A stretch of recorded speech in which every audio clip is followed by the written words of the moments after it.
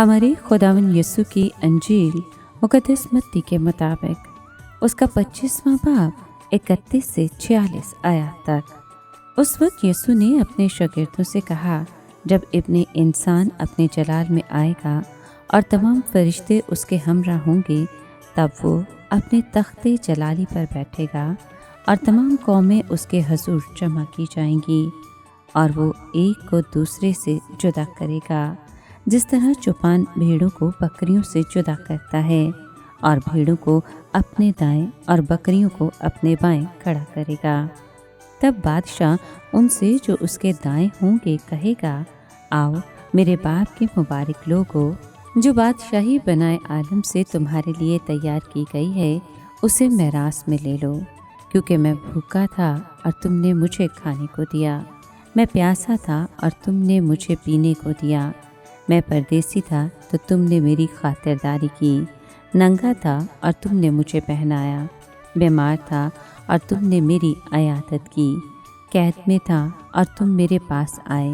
تب راست باز اس کے جواب میں کہیں گے، اے خداوند، کب ہم نے تجھے بھوکا دیکھا اور کھانے کو دیا، اور پیاسا دیکھا اور پینے کو دیا، اور کب ہم نے تجھے پردیسی دیکھا اور خاطرداری کی، یا ننگا دیکھا اور پہنایا، یا کب ہم تجھے بیمار یا قید میں دیکھ کر تیرے پاس آئے؟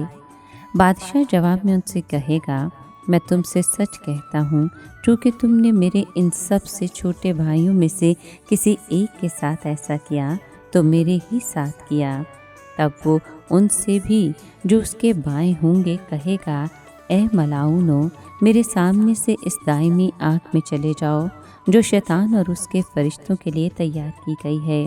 کیونکہ میں بھوکا تھا اور تم نے مجھے کھانے کو نہ دیا، پیاسا تھا اور تم نے مجھے پینے کو نہ دیا، پردیسی تھا اور تم نے میری خاطرداری نہ کی، ننگا تھا اور تم نے مجھے نہ پہنایا، بیمار اور قید میں تھا اور تم نے میری خبر نہ لی۔ تب وہ بھی جواب میں کہیں گے، اے خداوند، کب ہم نے تجھے بھوکا یا پیاسا یا پردیسی یا ننگا یا بیمار یا قیدی دیکھا اور تیری خدمت نہ کی؟ تب وہ ان کے جواب میں کہے گا، میں تم سے سچ کہتا ہوں کہ چونکہ تم نے ان چھوٹوں میں سے کسی ایک کے ساتھ نہ کیا تو میرے ساتھ بھی نہ کیا۔ اور یہ ہمیشہ کے عذاب میں جائیں گے، مگر راست باز ہمیشہ کی زندگی میں۔ پاک کلام کے پڑھے اور سنے جانے پر خداوند کی برکت ہو، خدا کا شکر ہو۔ عزیز دوستو، روزوں کے ایام کی سنجیدگی کے مطابق ہم آج کے کلام میں پنہا سادہ مگر گہرے پیغام پر دھیان و گیان کریں گے، اور اپنی زندگی کے رویوں کے لیے اس میں سے رہنمائی پائیں گے۔ ان الفاظ میں ایک ایسا بیان پایا جاتا ہے جو ہر نسل اور ہر دور کے لیے تر و تازہ اور معنی سے بھرپور ہے، یعنی مسیح یسوع نے انسان کے اپنی زندگی کی فکر مندی کا اظہار یوں کیا کہ اس کی بخشش کے لیے اپنی جان اس کے گناہوں کے کفارے کے طور پر دے دی۔ مگر یہ آیات یسوع مسیح کی انسان کی اس جہان کی زندگی کے لیے بھی فکر مندی اور گہری محبت کا اظہار کرتی ہیں۔ آج کے کلام میں جہاں عدالت کے روز خداوند کے منصف ہونے پر زور ہے، وہاں اتنا ہی زور اس بات پر بھی ہے کہ ہمیں ایک ایسی زندگی گزارنی ہے جس میں دوسروں کے لیے امید اور ترس پایا جاتا ہو۔ یسوع مسیح واضح کرتے ہیں کہ خدا کی بادشاہی کا معیار بڑے بڑے معجزات دکھانے میں نہیں، بلکہ ترس، شفقت اور محبت کے کام کرنے میں ہے۔ جب یسوع مسیح نے یہ الفاظ بولے تو وہ مصلوبیت کے مقام کے نزدیک پہنچ چکا تھا، جس پر اس نے انسان کی حیات جاودانی یعنی ہمیشہ کی زندگی کے لیے اپنی جان دینی تھی۔ ساتھ ہی وہ انسان کی اس دنیا کی بھی آسودگی کا بندوبست کرنا چاہتا تھا۔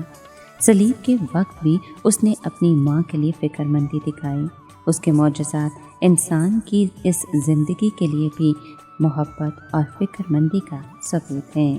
خداوند یسوع راست بازوں کو بھیڑوں کا لقب دیتا ہے، اور ناراستوں کو، جن پر اس کا غضب ہوگا، بکریوں کا لقب دیتا ہے، اور ساتھ ہی راست بازوں اور ملاؤنوں کے ابدی مقام کا اعلان بھی کرتا ہے۔ جو لوگ روزوں کے ایام میں خود انکاری اور ترس کے راستے کو اپناتے ہیں، ان کے لیے حیات ابدی کا وعدہ ہے۔ مگر جن لوگوں نے ضرورت مند چہرے میں مسیح کا چہرہ نہ دیکھا وہ ہمیشہ کی سزا پائیں گے۔ اس لیے عزیزو، ابھی بھی وقت ہے کہ ہم یسوع مسیح کے ان خبردار کرنے والے الفاظ پر کام کریں اور اس کی انسان کی اس جہان کے لیے بھی فکر مندی کا عملی مظاہرہ کریں۔ ہم نے دکھی لوگوں کے چہروں میں مسیح کا چہرہ دیکھنا ہے اور طرز کو اپنے ایمان کا خاصہ بنانا ہے، اور اس بات کو سمجھنا ہے کہ ہمارے اپنی ٹھکانے کا انحصار انسانی دکھوں کے بارے میں ہمارے رد عمل پر ہے۔